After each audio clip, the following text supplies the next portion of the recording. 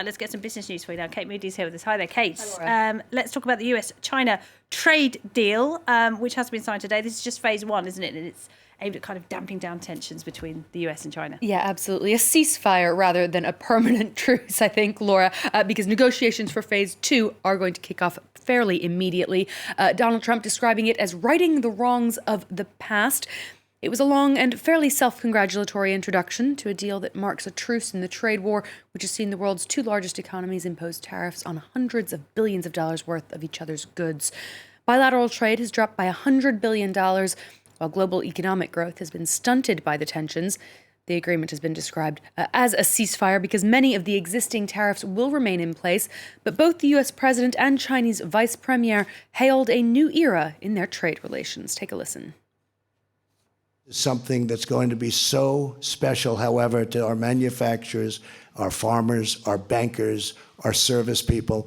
Nobody's ever seen anything like it. This is a mutually beneficial win-win agreement. It will bring about stable economic growth, promote world peace and prosperity, and is in the interests of the producers, consumers, and investors in both countries.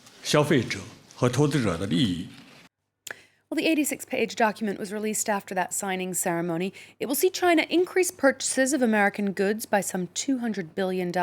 It'll include agricultural produce, manufactured goods, energy, and services.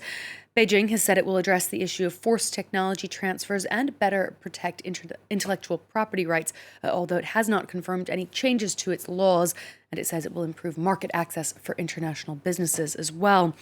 Critics say that some of the most complex issues, including Chinese government subsidies, have now been pushed down the line. Negotiations for phase two are set to kick off immediately. Those sticking points including government support for Chinese business and cyber theft. The U.S. will be keeping tariffs on some $360 billion worth of Chinese goods.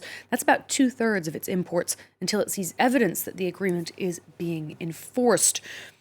Well, earlier I spoke to Mickey Levy, chief economist for the U.S. and Asia at Berenberg in New York.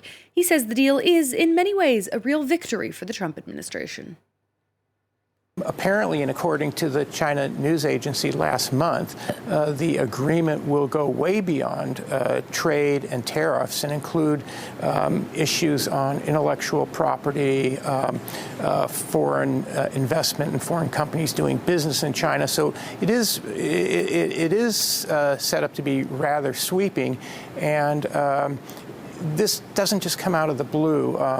Every U.S. administration since the Clinton administration in the 1990s have been trying to achieve some breakthrough on China on issues of trade and intellectual property, and those have not come to fruition.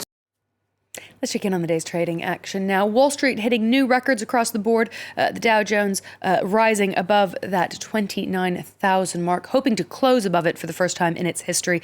The S&P 500 and NASDAQ each up nearly a quarter of a percentage point there. We saw a mixed close for the major European indices earlier in the day. The CAC 40 and DAX each below the flat line there. Germany reported its weakest pace of economic growth since 2013. The London-listed Tullow Oil continued its fall, down a further 16% this Wednesday. Moving on to some of the day's other business headlines now. Shares of the U.S. retailer Target have tumbled 7% as it reported disappointing sales for the holiday period. The chain cited weak demand for toys and electronics and said it was facing a challenging market. After record-breaking profits for JP Chase, other U.S. lenders' results have so far disappointed investors. Bank of America said its fourth quarter profit dipped by 4% as it struggled to adjust to lower interest rates. Goldman Sachs, meanwhile, saw its profits take a hit after a $1.25 billion legal fine linked to the 1MBD scandal. And the boss of British Airways has criticized the government's decision to rescue struggling regional carrier Flybe. Willie Walsh has complained to the UK Transport Ministry of a misuse of public funds. Flybe was rescued on Tuesday after its shareholders agreed to invest more money.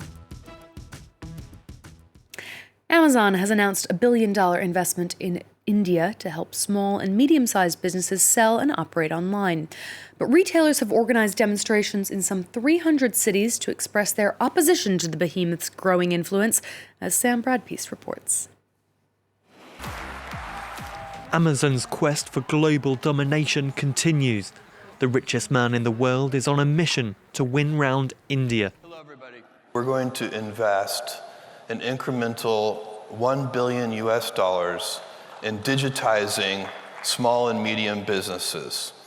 And thank you.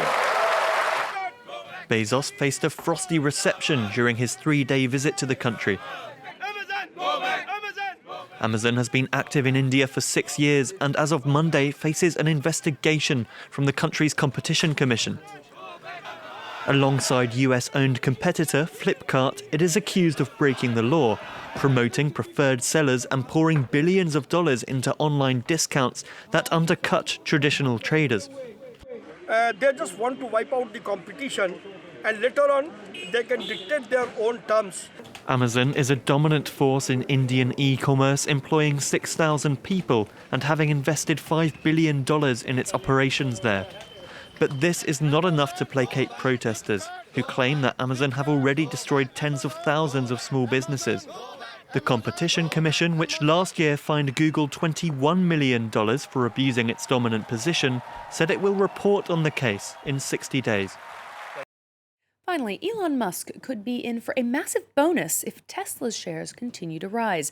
The electric car maker is now valued at more than Ford and General Motors combined. On Tuesday, it was worth just under $97 billion. Under Musk's share bonus deal, if the company reaches and holds a value of $100 billion for 6 months, he will pocket stock worth almost $350 million.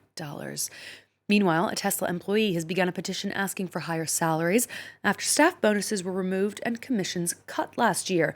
Base pay levels vary from about $17 to $33 per hour for Tesla sales employees in major U.S. markets, depending on their seniority. That really striking a different note as we look at Elon Musk's pay packet, and of course Tesla's popularity continuing to rise as demand for electric cars grows around the world. Laura. He's had so many ups and downs in his career, Elon Musk, hasn't he? It was certainly one to watch. All right, thanks very much indeed. Kate Moody there.